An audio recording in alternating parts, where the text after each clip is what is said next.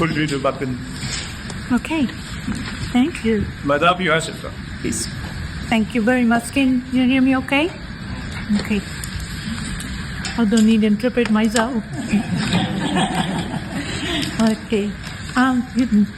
Honored representatives, my name is Sunny Jacobs, and the only reason that I'm able to appear before you today is because I was innocent of the crime for which I was convicted and condemned to death. Although it took 17 years and the help of lawyers who worked for many years for free and friends who believed in my innocence, we were finally able to prove that I was wrongly convicted and I was ultimately released. This took place in the United States, in the state of Florida. When I was sentenced to death, the jury was not able to be unanimous in sentencing me to death.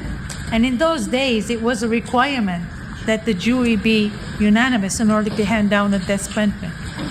So the jury recommendation was for life. And but the judge sentenced me to death anyway. Many years later, I was told by one of the jurors that one of the reasons that they wanted to sentence me to death was to make an example of a woman.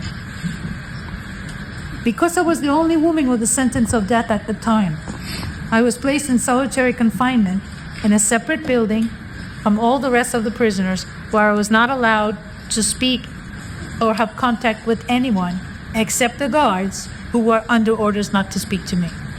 My living conditions were much more harsh than the men's. I only got out of my cell twice a week for a brief shower and a short period outside with a guard who was under orders not to speak to me. I got no commissary or exercise or social privileges, and I was only allowed 2 books in my cell, a law book and a Christian Bible. When I discovered that the men had many more benefits than I did, I filed a federal lawsuit on the basis of my gender, and I ultimately won that lawsuit. And I had to be allowed similar benefits to the men, which they reluctantly gave me only after transferring me to a different prison. I would remain in solitary confinement for the next 5 years. Statistically, we know that women are sentenced more harshly than men for the same crime. We know that women do more time on the same sentence as men, and their conditions are more harsh, including limited access to hygiene materials and such as toilet paper and monthly necessities. I had been nursing my 10-month-old daughter at the time of my arrest.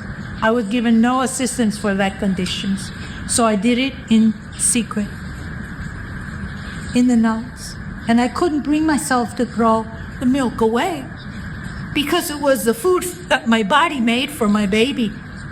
So I drank it myself, and I did this for an entire year until finally I let it broke. I didn't have the benefit of neighbors or anyone to talk to or anyone with whom I could share my feelings and my fears, the hopes, dreams, or my anger, or occasional hopelessness. And all this was because I was a woman, and there was no provision made for the special needs of a woman sentenced to death. And this problem exists to this day. Evidence. I was never allowed a phone call, so I wasn't able to speak to my 9-year-old son, whose life was completely devastated by these situations. When I finally did get to hold a visit, it was outside with no shade and no amenities. When it was time to leave, my son held on to me and cried because he did not want to leave. He said he would rather stay there in my cell with me. After the visit, I was so burnt by the sun that my skin peeled for 2 weeks after. From arrest to legal process, and all during the time on death row, a woman's treatment is not harsh. And along with each person sentenced to death is another woman, the person's mother. My mother said she had not slept well since I was put under the sentence of death because she feared that they would come and take my life. She said that even people's sympathy was too painful. Eventually, my family had to move to a place where people didn't know them or what had happened to her there. Most women who are sentenced to death have families, children receive no counseling or assistance, either during the process of trial or afterwards. In the United States, if they have no family to take them in, they'll be put into foster care or group homes. In other countries, there's no provision made for them whatsoever, and they often end up on the street. Most of all, the families of the people sentenced to death are impacted in overwhelmingly negative ways.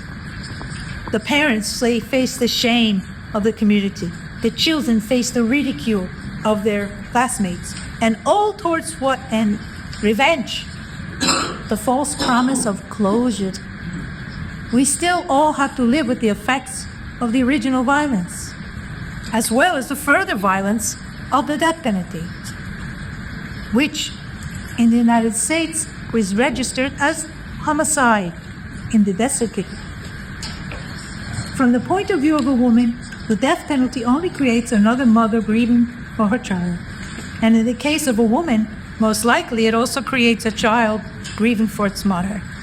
What has been accomplished that couldn't be accomplished by less violent means? At first, I lived in fear of them coming to my cell again. No one would have known because there was no one there. Every time you hear the footsteps coming down the hallway, and it's not mealtime, you wonder, are they coming to serve you your death warrant instead?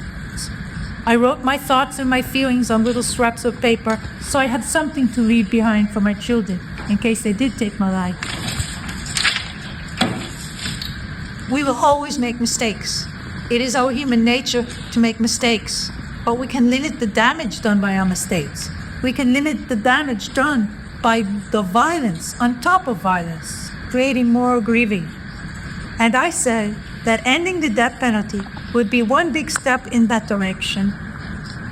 Let us focus on healing as individuals and as a society and as the global family.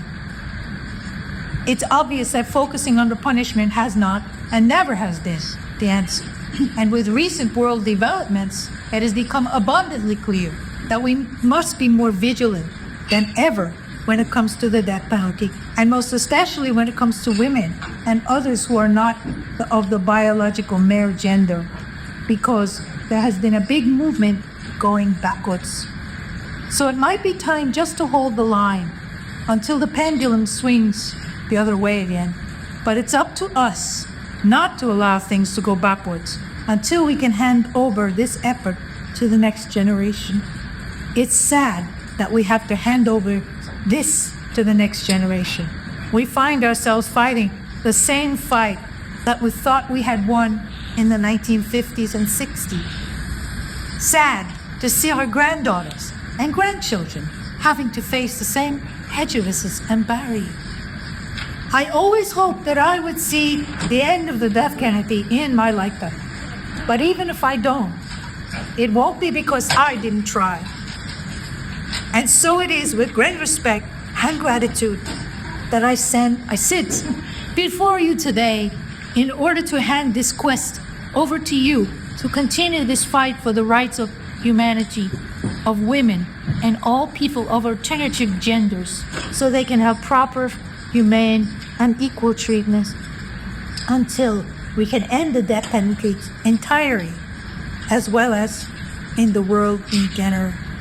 Honored Representative, I thank you. Thank you.